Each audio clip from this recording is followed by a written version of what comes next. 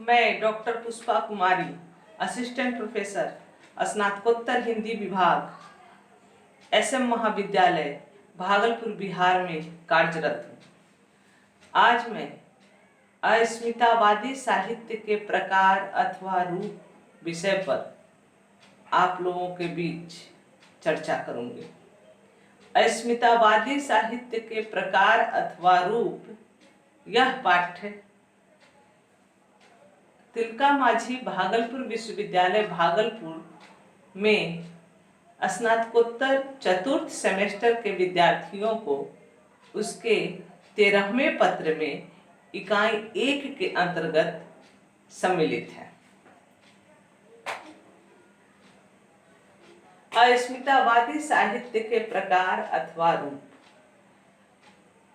1980 और 1990 के दशक में भूमंडलीकरण की प्रक्रिया की शुरुआत के बाद दुनिया के उन देशों में जहां नव उदारवादी आर्थिक नीतियां लागू की गई, वहां अस्मितावादी राजनीति, परिधिगत या हाशिए पर धकेल दी गई अस्मिताओं या पहचानों की बात करके वर्ग अस्मिता को जन्म दिया। यह वर्ग अस्मिता ही अस्मितावादी साहित्य में अनेक रूपों में दृष्टिगोचर होता है। इस तरह भूमंडलीकरण की वजह से तीव्र हुए वर्ग विभाजन और ध्रुवीकरण के परिणाम स्वरूप उपजी मानसिकता की शाब्दिक अभिव्यक्ति अस्मितावादी साहित्य के विभिन्न रूपों में कई अंतर विरोधों के साथ मूर्त रूप प्राप्ति की, जो इस प्रकार है। पहला, स्त्री अस्मितावादी साहित्य।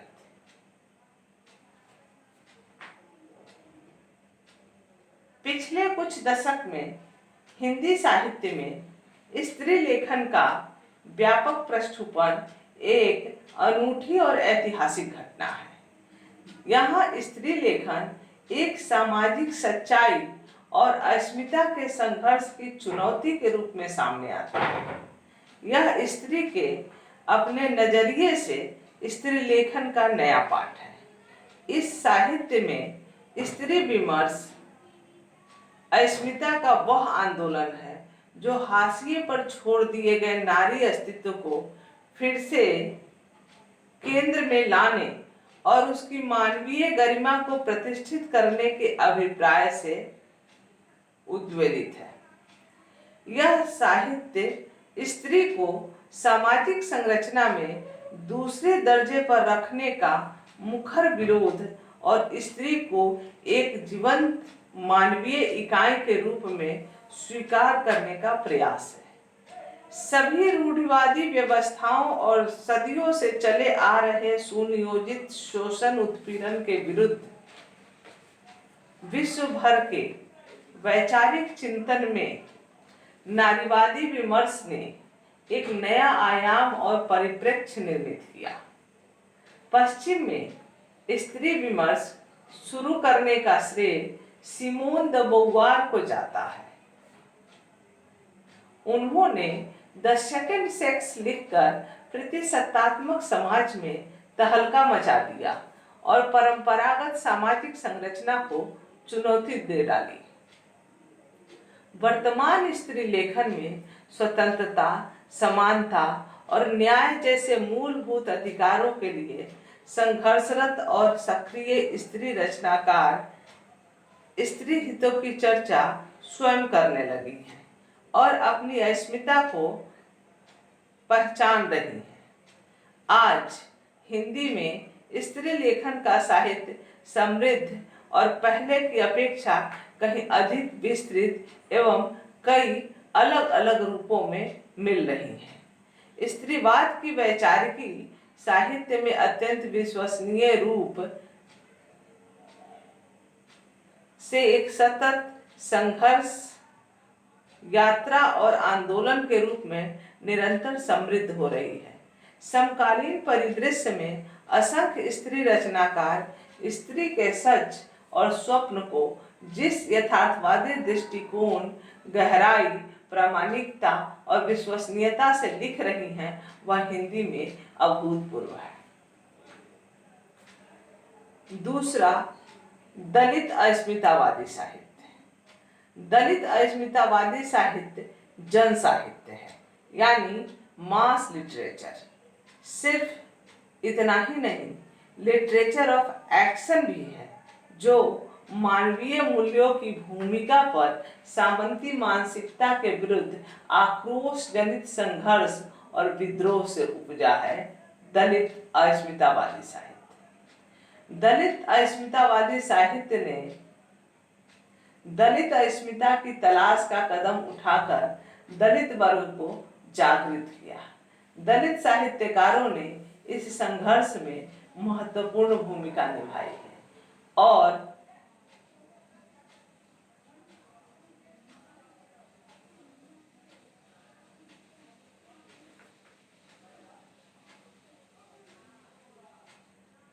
पीड़ित स्थिति से बाहर आने का रास्ता दिखाया है। दलित अस्मिता शब्द साहित्य के साथ जुड़कर एक ऐसी साहित्यिक धारा की ओर संकेत करता है जो मानवीय सरोकारों और संवेदनाओं की ओर संकेत करता है और उनकी यथार्थवादी अभिव्यक्ति भी है। साहित्य के साथ दलित अस्मिता शब्द जुड़ते ही उसकी व्यापकता और अधिक क्रांतिबोधक हो जाती है। अर्थ और अधिक व्यंजनात्मक होकर साहित्य की भूमिका और सामाजिक उत्तरदायित्वों को और अधिक विश्लेषित करने की क्षमता हासिल कर लेता है।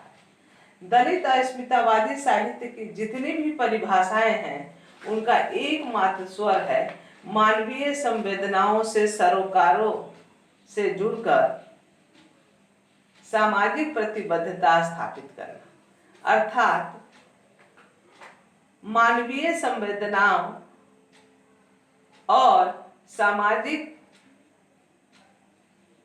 नियमों को एक साथ तालमेल बिठाकर संबंध स्थापित करना।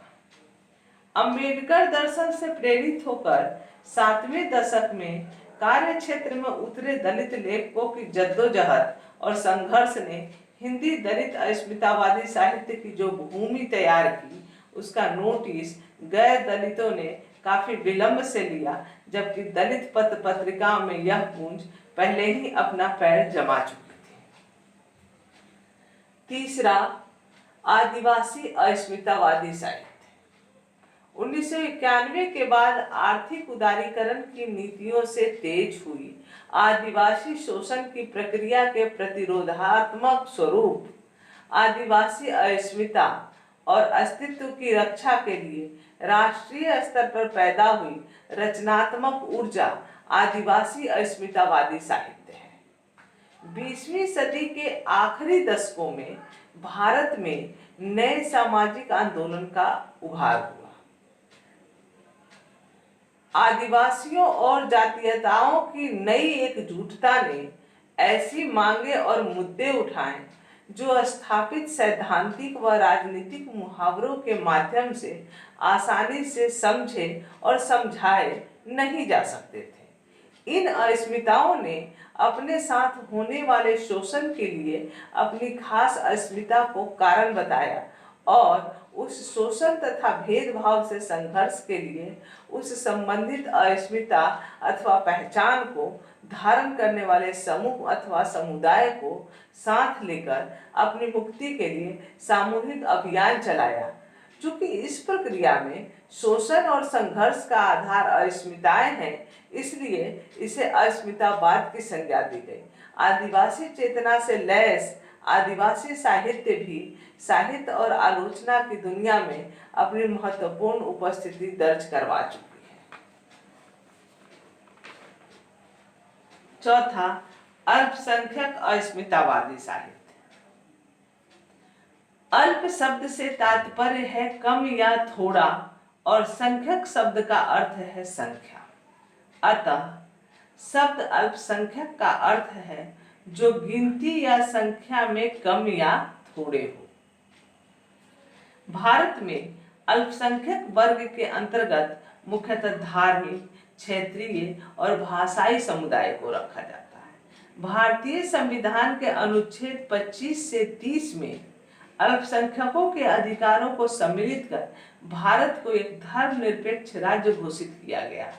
सांप्रदायिकता के कारण धर्म, भाषा, संस्कृति की रक्षा सही ढंग से नहीं हो पाती है और अन्य धर्मों के प्रति घृणा, द्वेष और ईर्ष्या जैसी संकीर्ण दृष्टि से मुक्त कराने वाले साहित्य अल्पसंख्यक अस्मितावादी साहित्य की श्रेणी में आते हैं। अल्पसंख्यकों का संघर्ष अपनी अस्मिता को बनाए रखने की है और यह भी स्पष्ट है कि बहुसंख्यकों के साथ उनके अलगाव की भावना बढ़ती जाती है। धर्म यह कदापि नहीं सिखाता कि मानवीय गुणों की हत्या करके सांप्रदायिकता की रोटी सेकी जाए। अल्पसंख्यक अस्मिता के संबंध में सैयद शहाबुद्दीन ने अपने लेख भारत में मुसलमानों का भविष्य में इस संबंध में लिखा है, हर जगह अल्पसंख्यक बाधाओं को झेल रहे हैं, लेकिन अब विश्व अल्पसंख्यक के अधिकारों को आदर देने की दिशा में आगे बढ़ रहा है, इसलिए समय उन्हीं के पक्ष में है। इस प्रकार अल्पसंख्यक अस्मितावादी साहित्य धर्म, जाति, भाषा के क्षेत्र में अल्पसंख्यक बहुसंख्यक के मत को पाटने में महत्वपूर्ण भूमिका निभा रहे हैं। निष्कर्ष, इस प्रकार मोटे तौर पर अस्मितावादी साहित्य को 4 भागों में बांट सकते हैं, किंतु विस्तृत रूप में प्रत्येक वर्ग के कई उपवर्ग हैं जो विशेष अध्ययन को अपेक्षित करता है। सभी अस्मितावादी साहित्य मुख्यतः हाशिए के लोगों का साहित्य है, जिसे आज भी परस्पर सहयोग एवं समृद्धि की आवश्यकता है, जिससे भारतवर्ष पूर्णता में विकसित हो सके। धन्यवाद।